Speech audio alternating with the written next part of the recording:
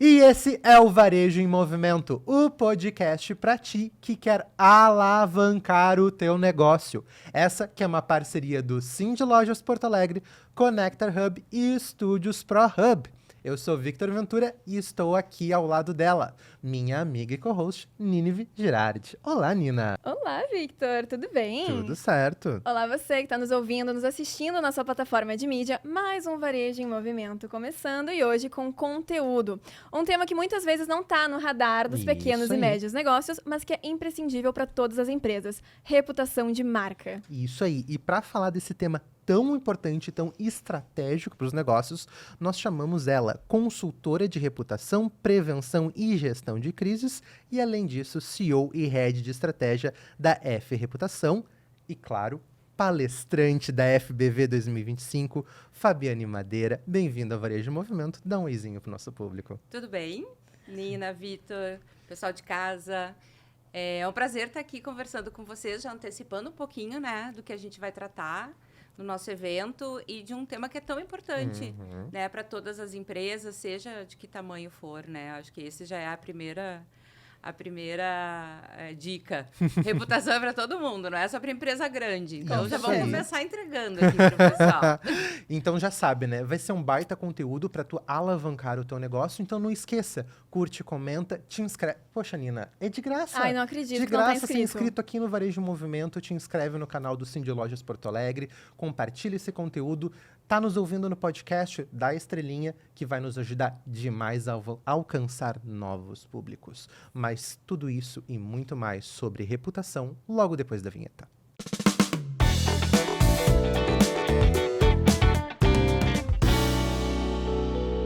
Para te apresentar para o nosso público, dá um background de onde é que tu veio, com o que tu trabalha. Vamos lá. Então, eu sou jornalista de formação, né? Então, sempre trabalhei na área de economia, cobri muita pauta de Cindy Lojas. Ai, que incrível. E sempre flertei muito com a área de comunicação corporativa. Então, já tive agência, enfim. Tenho, né, até hoje uma agência, mas já tive agências focadas em assessoria de imprensa, por exemplo. Conteúdo, enfim.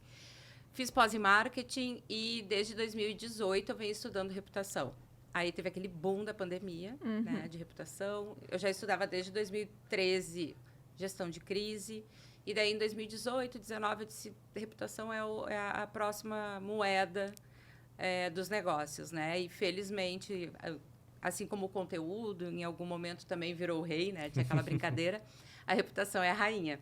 Então, desde 2018, eu me dedico a isso e entendendo o gerenciamento de crise, sempre com foco na comunicação para além da publicidade, para além da propaganda.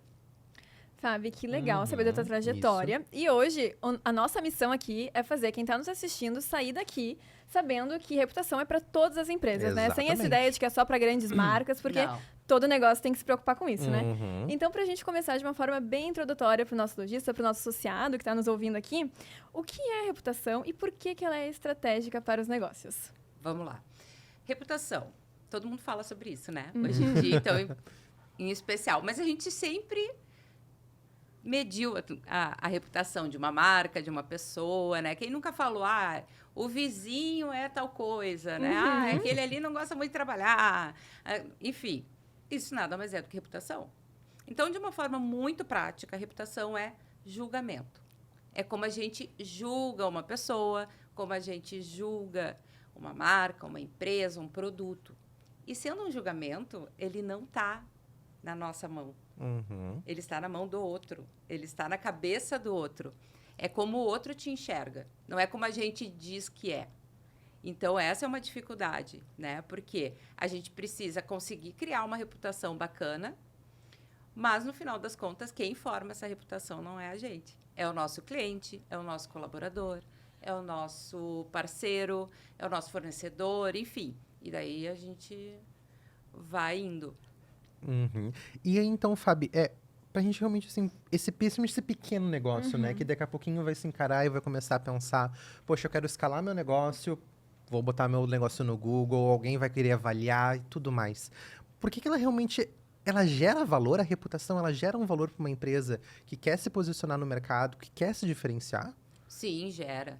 Ela não gera dinheiro, né, propriamente dito, em cima da mesa. Mas ela te dá acesso a 2 tipos de ativos. Ativos que pegam e diminuem o teu custo e ativos que te geram dinheiro propriamente dito. O cliente é um ativo, né, um público que te gera dinheiro propriamente dito. Se tu tem uma boa reputação no mercado, consequentemente, tu vai vender mais e talvez com menos valor de investimento em marketing, por exemplo, né? Ao mesmo tempo, eu também consigo reduzir, né, diminuir um dos grandes problemas do varejo, das dores do varejo, que é a mão de obra. Se eu tenho uma reputação de ser um bom empregador, né, consequentemente, eu vou diminuir o investimento que eu preciso fazer para trazer boas pessoas, né, bons profissionais para minha loja, enfim, ou evitar com que eles saiam. Também é um custo grande para as empresas, né? Da mesma forma, redução de taxa de juros na hora de financiar a nova coleção, né? O novo estoque. E até mesmo na hora de negociar com o fornecedor. Tudo isso, a reputação, ter, por exemplo, uma reputação de bom pagador, te ajuda a negociar melhores prazos e até mesmo valores. Então, tudo isso é vantagem para a empresa. Isso é muito, muito legal, né, Muito Nina? legal. E eu nem imaginava esse ponto até de ser reconhecido como um bom empregador. Exato. Porque a gente está tão orientado para o cliente, né, Fábio?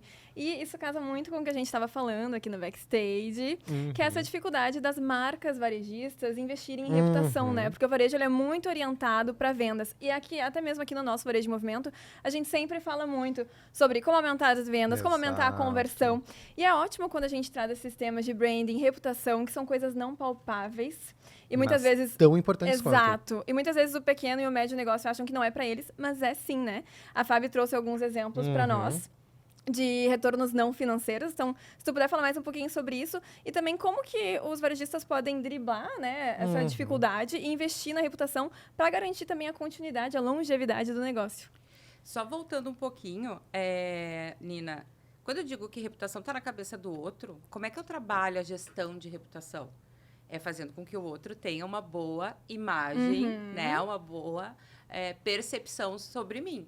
Ou seja, se eu quero atrair mais colaboradores, diminuir a rotatividade, né, que a gente sabe que o comércio sofre muito com isso, eu tenho que ter uma fama de bom empregador. E isso a gente constrói, não é com venda, né? A gente constrói com esse capital, né, que é para além do produto que eu entrego. O produto que eu entrego é o mínimo que eu tenho que fazer, né, quando eu tenho uma empresa. Ou serviço, enfim. O que a gente precisa é conseguir trazer esse outro lado institucional também, né? Não só o do produto. Então, o varejista, muitas vezes, ele fica muito preocupado em venda, e esquece das outras particularidades, dos outros ativos do negócio. Então, eu sempre falo que a venda garante tu pagar os boletos de hoje. A reputação garante que a gente pague o boleto daqui a 15, 20 anos. Os dois são importantes. Perfeito. Né? A gente não pode esquecer, porque também sem dinheiro a gente não cria reputação. Então, né? A gente tem que ter essa justa medida entre as duas situações. Perfeito, Fábio. E acho que nisso também entra muito uma questão do perfil do meu cliente, também o perfil do meu colaborador. E como é que uma empresa ela pode fazer para, né, pensando num varejista, num empresário que está montando o seu negócio, tem uma cultura de empresa que daqui a pouquinho, uma visão de negócio que lhe interesse. Como é que ele equilibra essa coisa entre a cultura da empresa, a visão de negócio dele e esse público que ou ele quer atrair ou até mesmo ele quer reter como um funcionário? Reputação começa de dentro para fora. Então, não adianta eu dizer que eu sou legal se eu não sou legal na prática. Então, são duas coisas, né? É prática, não é só discurso, e é de dentro para fora. Vamos pensar uma loja. Qual é o ponto de contato na loja, né? Numa loja física? É o teu atendente, né? O teu colaborador. Se ele está numa empresa em que ele não é bem tratado, ele não vai tratar bem o cliente. Por mais que eu diga que a empresa é legal. Não adianta eu dizer se a empresa não pratica, né? Então, a gente tem que ter cuidado com todos os pontos de contato. E essa é, talvez, a grande dificuldade. É a gente conhecer com quem a gente quer falar, entender onde eles estão, né? Então, tá no Instagram, tá no LinkedIn, tá, enfim, no mural, né? Que às vezes a gente fica tão no digital e esquece do mural, né? Às vezes da loja, enfim. E passar as mensagens corretas, coerentes e verdadeiras. Eu acho que essa é a grande questão. Porque toda empresa tem uma cultura, né? Principalmente as pequenas. Ela tem uma cultura que reflete quem é o seu dono, né? Então, é importante que isso seja coerente, porque não dá... A máscara cai em algum momento, né? E a gente já viu vários casos. Sim. Né? Então, eu acho que essa é a grande questão. E com o e-commerce e tudo mais, a gente tem um outro lado que é realmente a reputação digital, né? Que também entra mais uma camadinha aí de dificuldade. Perfeito, Fábio. Antes da gente entrar na reputação digital, acho que o Victor também já estava falando aqui sobre isso, né? Sobre as avaliações nas redes sociais, avaliações no Google, depois a gente vai entrar nisso. Mas aproveitando esse gancho, né? Sobre quem está na ponta de frente lidando com o cliente, sobre essa questão de ter alguém para representar a empresa, vamos falar um pouquinho sobre porta-vozes? Porque quando a gente está pensando, né, na empresa varejista de médio e pequeno porte, muitas vezes é o próprio dono, né? O proprietário que vai ser o porta-voz. Então, como ele se prepara também para esse papel? Porque a mentalidade dele vai representar o posicionamento da empresa, né? Principalmente quando a gente fala de pequenos negócios e pequenos negócios voltados muito para o digital, o dono, né, o empreendedor, normalmente é ele que está no Instagram vendendo seu produto, enfim. É preciso ter também, eu acho que entendimento do negócio e do que ele quer com aquele negócio, né? Uma empresa ela não está voltada só para gerar lucro financeiro. Né? Claro que é importante, não estou dizendo isso de forma alguma, né? Não estou dizendo o contrário. Mas as empresas elas também têm um papel social, elas também têm... elas movimentam a economia e principalmente o comércio, né? Que tem muita gente trabalhando, né? Então, ele é para além da questão da venda. Então, o porta-voz, ele, principalmente em pequenas empresas, ele encarna, né? Ele é a representação física do que aquela empresa vende, do que aquela empresa é.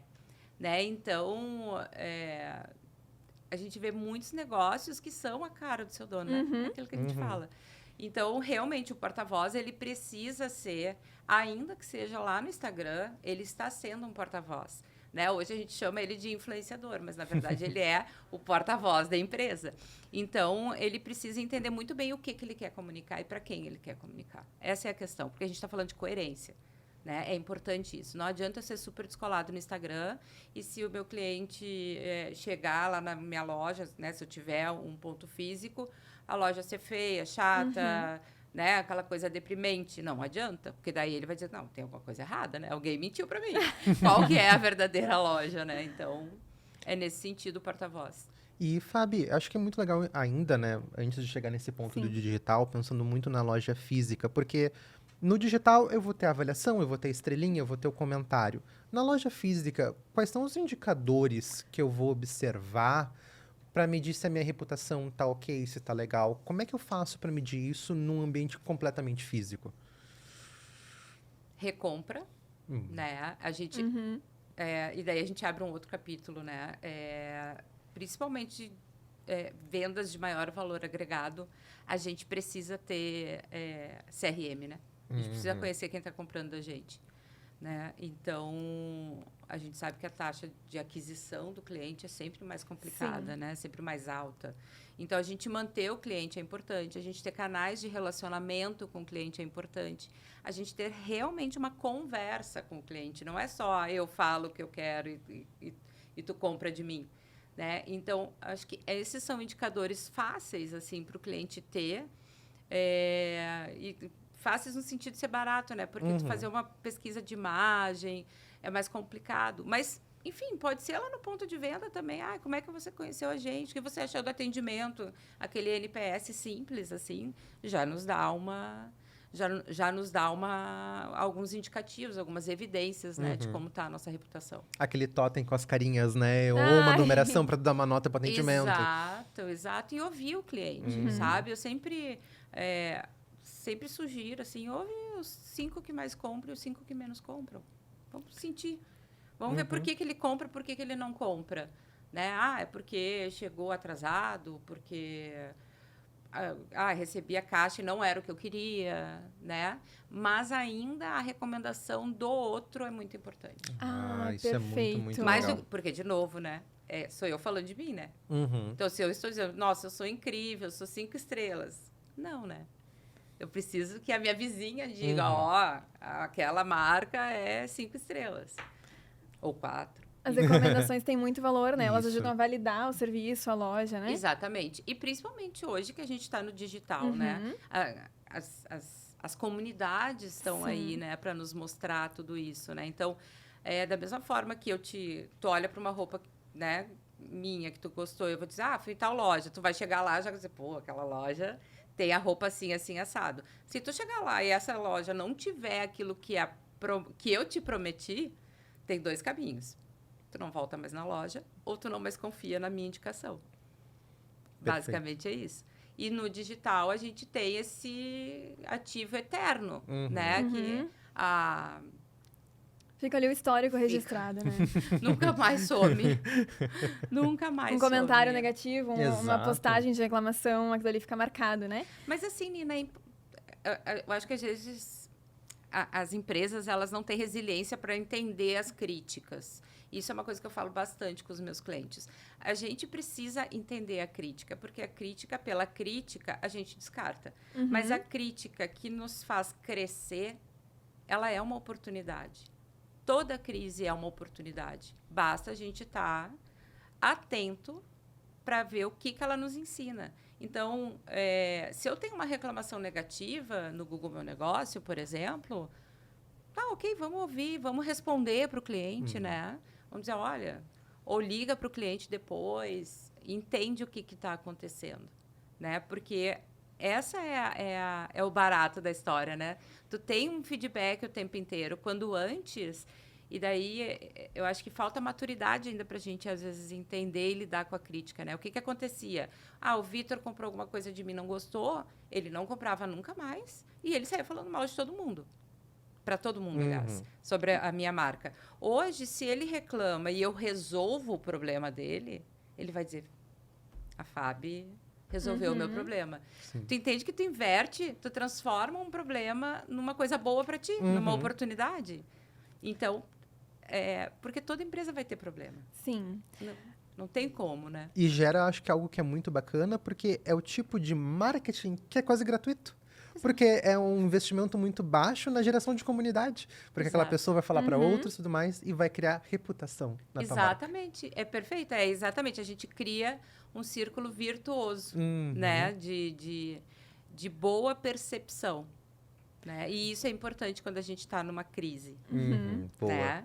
Principalmente quando a gente quer fugir de preço, né? Todo varejista quer fugir da prateleira presa, ficar brigando ali por 1 centavo, Esse 2. pode ser o diferencial do negócio. Completamente. Muito legal. Fábio, achei ótimo tu trazer isso, porque realmente a gestão de crise ela ainda é uma dificuldade para muitas empresas, inclusive para grandes marcas, né?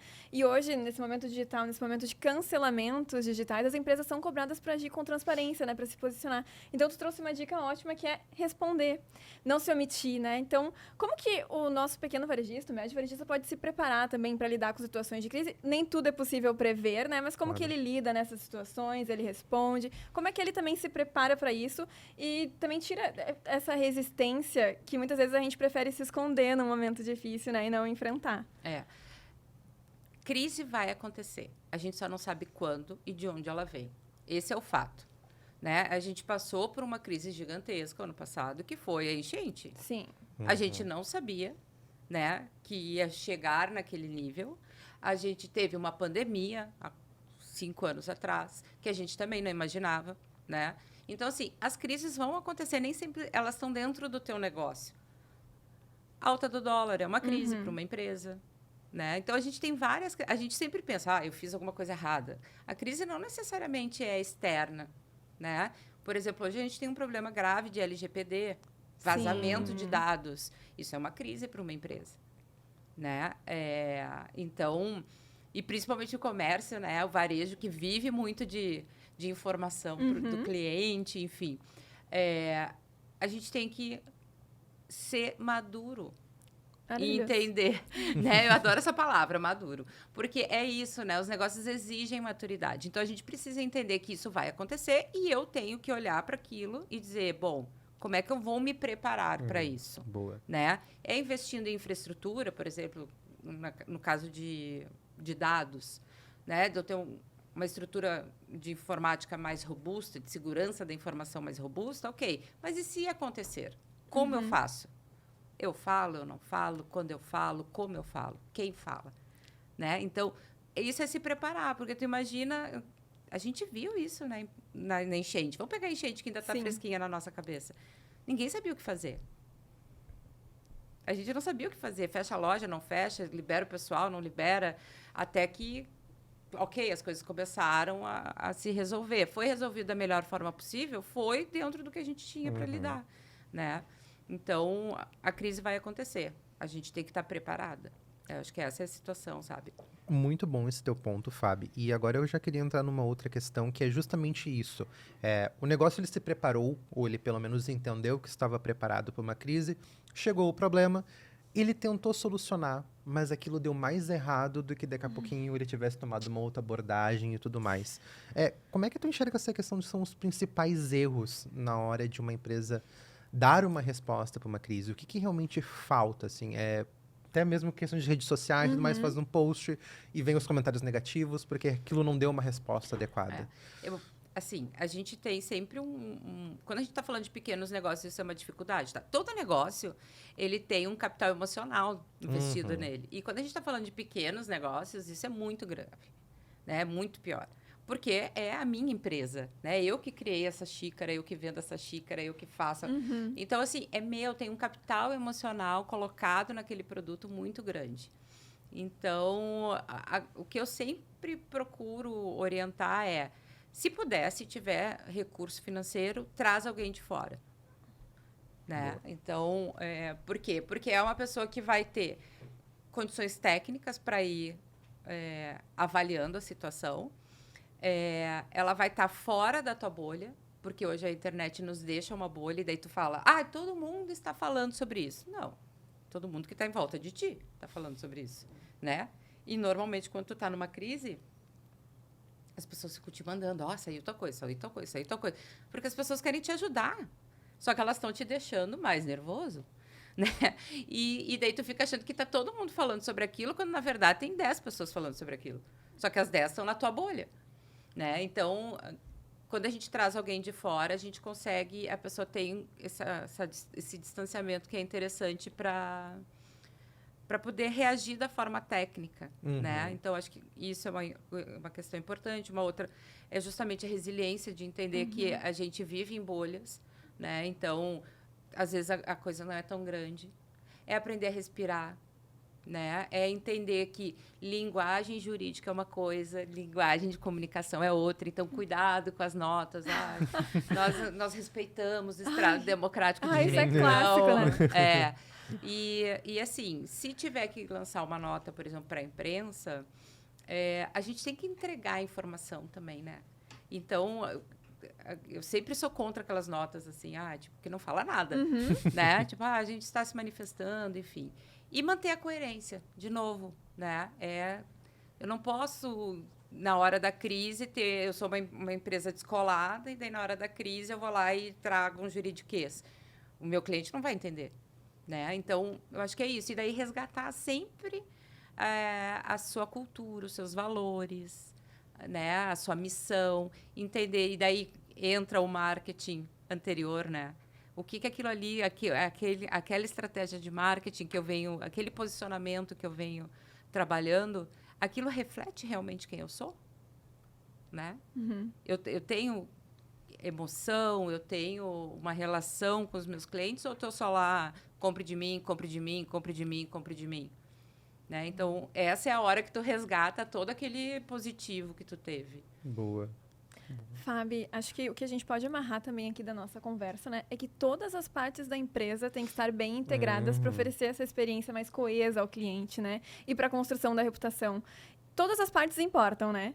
Todas. O atendimento, o planejamento do dono até quem está na ponta, tudo. né? Todas, o comercial, o aplicativo, todos eles são pontos de contato, né? E eles têm que dar a mesma mensagem, ainda que seja em estágios diferentes, né? Então, é sempre, de novo, é a palavra, né? Coerência e maturidade, entender mesmo, né? Como é que eu desdobro um valor, por exemplo, que para mim é importante? Como é que eu desdobro isso para o meu cliente? Como é que eu desdobro isso para o meu colaborador? Como é que eu desdobro, né, para o meu fornecedor, para a sociedade de uma forma geral, quando já são empresas maiores, né? Então, a gente é esse o desafio, né? Desdobrar isso tudo para cada público. Cada público vai entender de um jeito e ter um olhar diferente sobre aquela mesma mensagem. Muito, muito legal. Fabi, aproveitando que a gente já está nesse tema, então, de gestão, né, de uma reputação, gestão de crise e tudo mais, como é que tu enxerga aí realmente a tua visão dessa questão de novas tecnologias? A gente está aqui num formato de programa, podcast e tudo mais, vídeos, inteligência artificial. Como é que tu enxerga tudo isso para ajudar ou não numa gestão de uma crise e gestão de reputação? Vamos lá. A inteligência artificial é apoio. É a gente, nesse caso, se dedicar ao que interessa, né?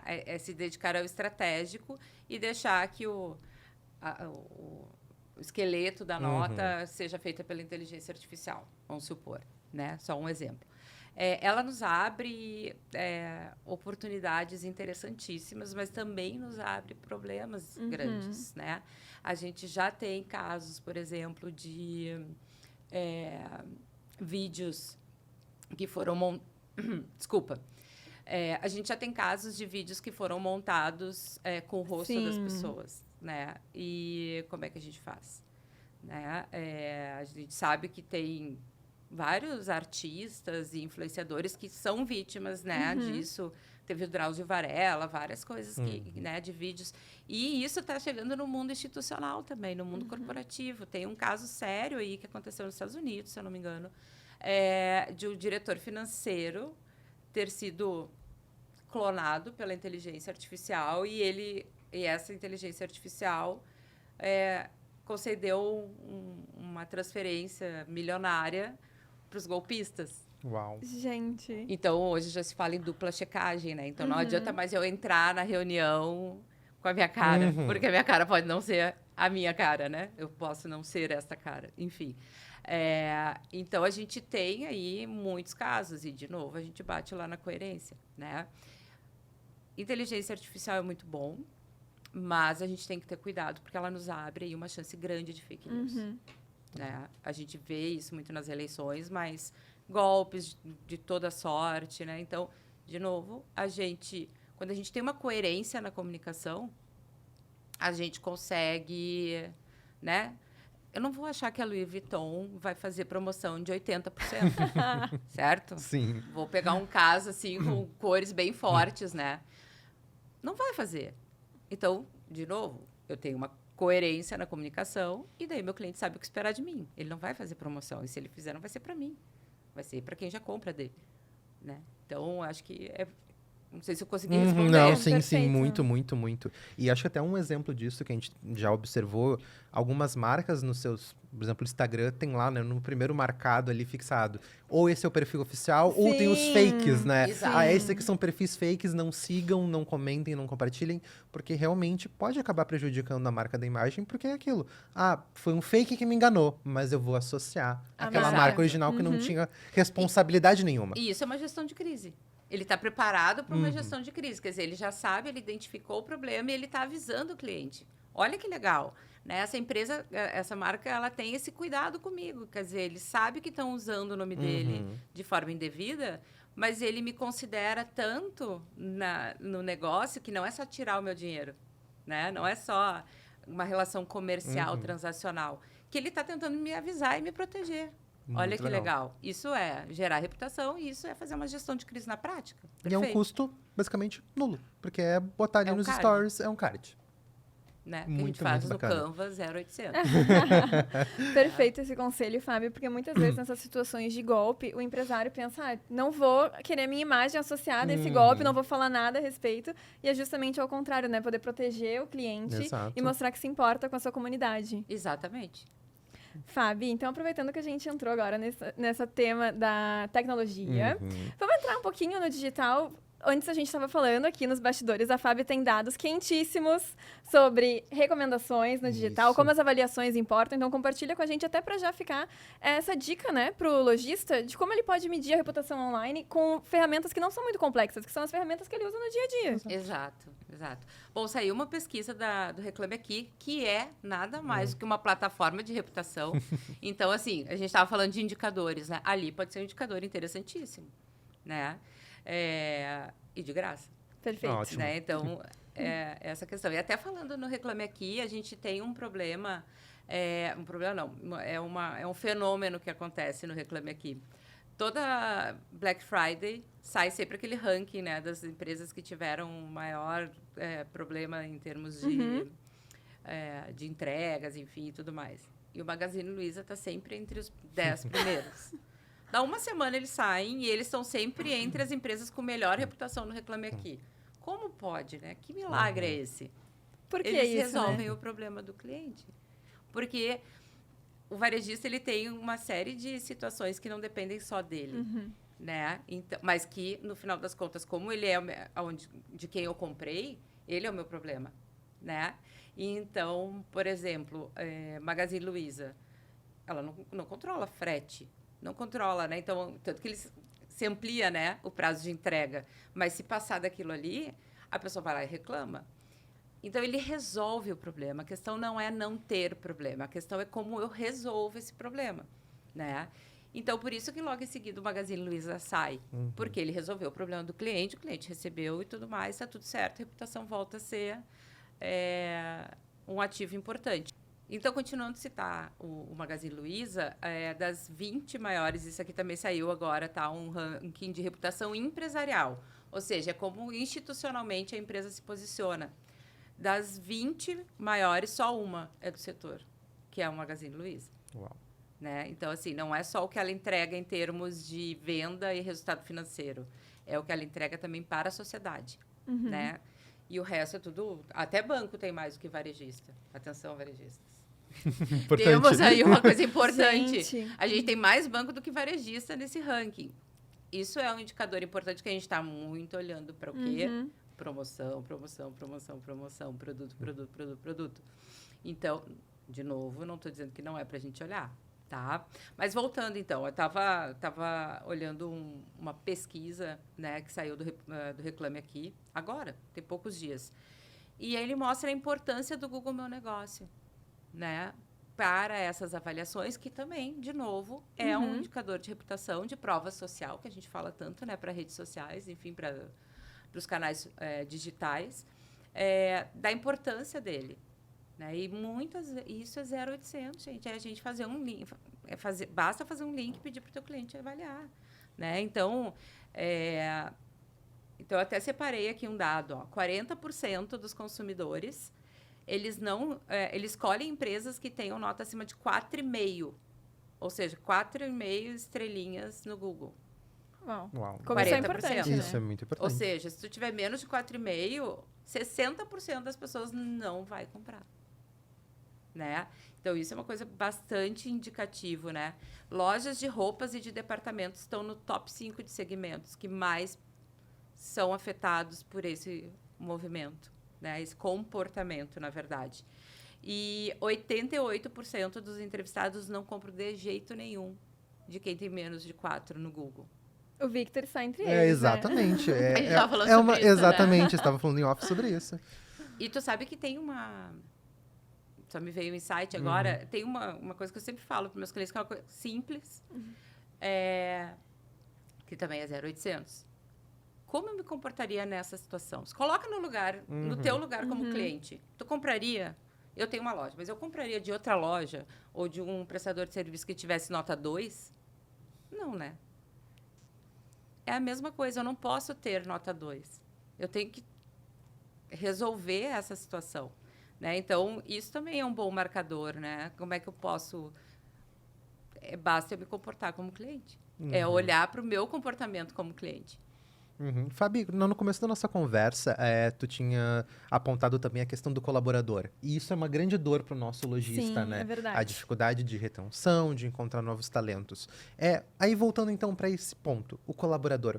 Como é que o lojista ele faz, lojista, empresário, enfim, varejista, como é que ele faz para medir isso, a reputação, perante o seu próprio colaborador ou aquele que ele quer contratar? Tem indicadores, sites, enfim, que ele pode olhar?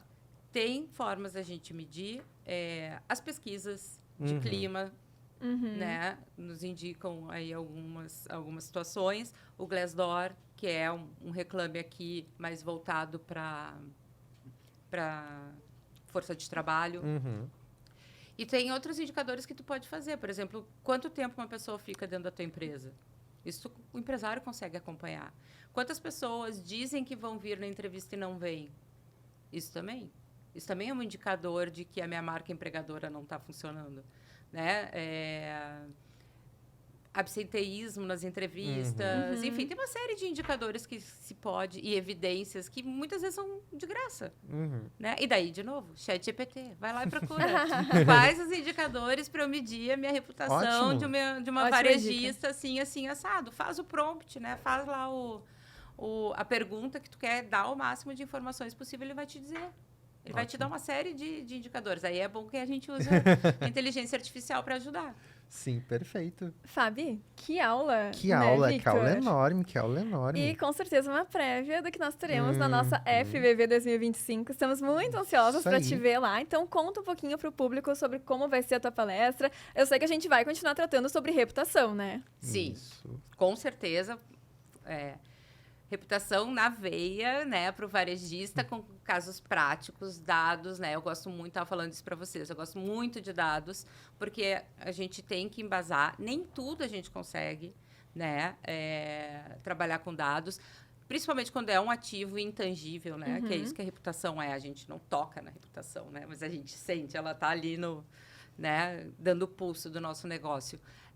Então, vou trazer dados atualizados, e justamente isso, assim, pensando que a reputação é para todo mundo, né? É para o pequeno, para o micro, para o minúsculo, até a grande varejista, né? Então, e a gente tem que entender que a gente já teve lições que nos mostram, né, da importância da gente trabalhar esse ativo.